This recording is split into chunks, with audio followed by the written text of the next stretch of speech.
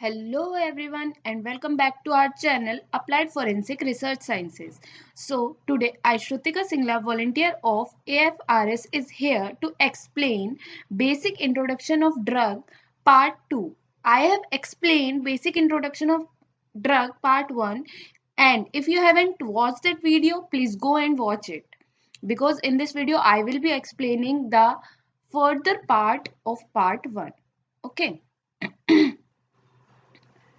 So we will start with classification of drugs. हमने सबने पढ़ा है कि ड्रग्स के कितने क्लासिफिकेशंस होते हैं।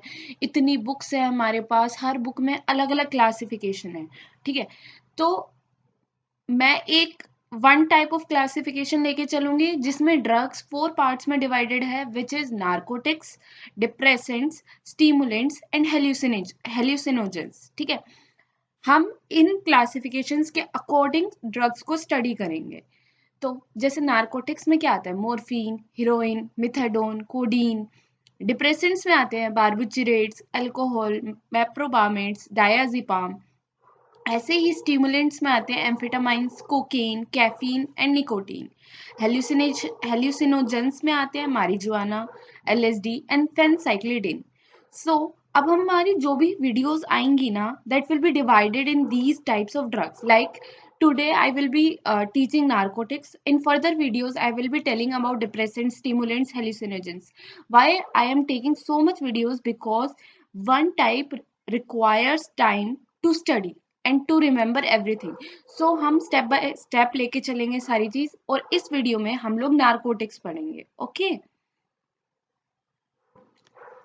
So if you talk about narcotics, हमने सबने पढ़ा है, ये बुक्स में होता है कि नार्कोटिक्स एक ग्रीक वर्ड से डिराइव होता है जिसे हम कहते हैं नार्कोटिकोस। बट हम ये बहुत बार भूल जाते हैं कि नार्कोटिक किस वर्ड से डिराइव होता है।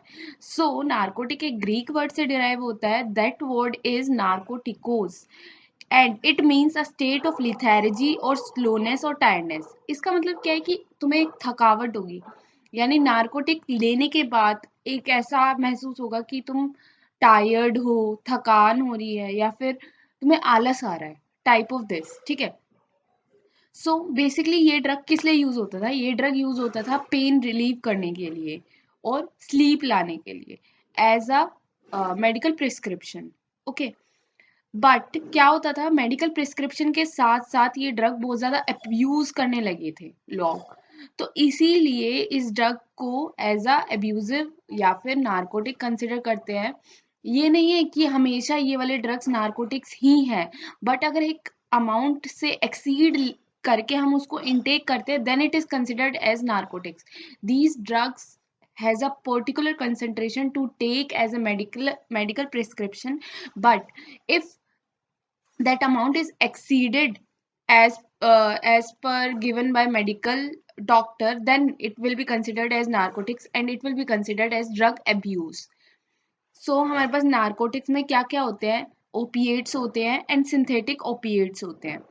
Opiates are basically natural and synthetic opiates वो होते हैं जो लेबोरेटरी में मैन्युफैक्चर होते हैं या प्रोड्यूस होते हैं। सो अब हम पढ़ेंगे ओपीएम के बारे में। ठीक है, ओपीएम हमारा एक नेचुरल नार्कोटिक ड्रग है। ओपीएम किससे डिराइव होता है? हम सबको पता है, पेपेवर सोमनीफेरम, बट हम सबको ये रिवाइज करना है। ठीक है, पेपेवर सोमनीफेरम से हमारा ओपीएम डिराइव होता है, और पेपेवर सोमनीफेरम का एक और नाम है जिसे हम क्या कहते हैं, पोपी प्लांट। ओपीएम कैसे ड्राइव होता है? ओपीएम कौन सा पार्ट होता है इस प्लांट का? बेसिकली ओपीएम जो होता है ना, एक वाइट मिल्की जूस होता है जो कब निकलता है? अनराइप सीड ऑफ प्लांट से निकलता है। जब उसे निकालते हैं तब तो वो वाइट मिल्की होता है, बट बाद में वो स्टिकी हो जाता है, और वो जब हम उसको एयर से एक्सपोज कराते हैं तो उसका कलर हो जाता है ब्राउनिश ब्लैक। ठीक है, दैट इज ओपीएम। और ओपीएम क्या है? OPM is also a precursor of morphine. मतलब मोर्फिन जो है हम कहाँ से निकालते हैं? ओपीएम से। और हीरोइन किससे बनता है? हीरोइन मोर्फिन से बनता है। हमें पता है हीरोइन कैसे बनता है। Heroine is made by acetylation of morphine. जब हम मोर्फिन का एसिटाइलेशन करते हैं तो हीरोइन बनता है। हमें इस ओपियम प्लांट में या फिर पेपावर सोमनीफेरम से बहुत सारे ओपियोइड्स मिलते हैं, लाइक 40 एल्कलॉइड्स होते हैं, लेकिन हमारे पास 5 मेजर एल्कलॉइड्स होते हैं। कौन कौन से? Morphine, codeine, thebaine, papaverine and narcotine. यानी ये जो 5 एल्कलॉइड्स है या 5 ओपिएट्स है, ये हमारे पास सबसे मेन है जो कि हमें पेपावर सोमनीफेरम से मिलते हैं। अब ओपीएम कहाँ कहाँ उगाया जाता है? ओपीएम बहुत सारी जगह पे उगाया जाता है, Laos, Burma, Thailand, Afghanistan, Pakistan, Iran and Mexico. Okay, अब देखो यहाँ पे जो सबसे राइट में जो आपको इमेज दिख रही है उसमें क्या लिखा हुआ है? Milky juice of the Poppy plant. यही है एक्सियूड, जो ये हमारा एक्सियूड निकल रहा है ना, ये हमारे पास ओपियम है। ठीक है, जब हम इसको इकट्ठा कर लेते हैं और उसको एक्सपोज कराते हैं एयर से, तो वो हमारे पास क्या बन जाता है? ब्लैकिश ब्राउन बन जाता है। उसके बाद हम उसमें से फर्दर डिराइव करते हैं जो भी हमारे पास ओपिएट्स होते हैं, लाइक मोर्फिन, थीबेन, कोडीन, ये सब हम उसमें से डिराइव करते हैं। यहाँ पे हमारे पास एक्सट्रीम लेफ्ट में हमारे पास केमिकल स्ट्रक्चर भी है ओपीएम का। ठीक है, तो ये सारा आप देखो, सबसे नीचे मैंने फ्लावर ऑफ पॉपी प्लांट लगाया है। तो अगर आपको कहीं भी ये प्लांट दिखे तो आप कह सकते हो हाँ भाई ये हम पॉपी प्लांट है या फिर ये पेपावर सोमनीफेरम है। आपके एग्जाम्स में पूछा जा सकता है, स्पोर्टिंग में पूछा जा सकता है। ओके ओके, अब तो हमारे पास जो ओपियम था ना, वो बेसिकली हमारे पास नेचुरल नारकोटिक्स था। ठीक है, अब हम आते हैं सिंथेटिक नारकोटिक्स में। तो हमारे पास सिंथेटिक नारकोटिक्स में दो टाइप के होते हैं। कौन कौन से? ऑक्सीकोंटिन एंड मीथेडोन। ठीक है, अगर हम ऑक्सीकोंटिन की बात करें तो ऑक्सीकोंटिन एक सिंथेटिक ड्रग है। ठीक है, it is manufactured in laboratory. इसका एक्टिव इंग्रेडिएंट क्या है? इसका एक्टिव इंग्रेडिएंट है ऑक्सीकोडोन, जिसका जो भी स्ट्रक्चर होता है वो किससे सिमिलर है? मॉर्फिन या फिर हीरोइन से। इसीलिए हम इसको एज अ नार्कोटिक कंसिडर करते हैं। और ये एक एनाल्जेसिक नार्कोटिक है जो किस में यूज होता है? Treatment of chronic pain. Analgesics कौन होते हैं? जो रिलीव करते हैं पेन में। तो ये ट्रीटमेंट ऑफ क्रोनिक पेन में यूज होता है ऑक्सीकोंटिन। लेकिन जब हम इसको ज्यादा क्वांटिटी में ले लेते हैं या ठीक से हम इसका यूज नहीं करते जिस यूज के लिए ये बना है, तो हम इसको क्या कंसिडर करते हैं? हम इसको एज अ ड्रग कंसिडर करते हैं, है ना? इतना इजी है। नेक्स्ट हमारे पास जो भी सिंथेटिक नार्कोटिक है वो हमारे पास क्या है? मिथेडोन। मिथेडोन भी हमारे पास एक सिंथेटिक ड्रग है और ये फार्माकोलॉजिकली किससे सिमिलर है? हीरोइन से। फार्माकोलॉजिकली हम कैसे कह रहे हैं? क्योंकि जो ये इफेक्ट करता है या जो इसका फंक्शन होता है वो सिमिलर होता है हीरोइन से, और इसके जो साइड इफेक्ट्स हैं वो बहुत कम होते हैं, इसलिए हम मिथेडोन को लेते हैं।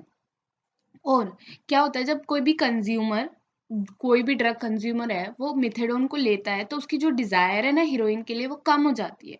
तो क्या होता है? साइड इफेक्ट इसके कम है। तो एज कंपेयर टू हीरोइन मिथेडोन सही है। और ये बहुत सारे फिजिशियन जो भी हैं उसे पेन रिलीफ के लिए भी प्रेफर करते हैं, प्रिस्क्राइब करते हैं।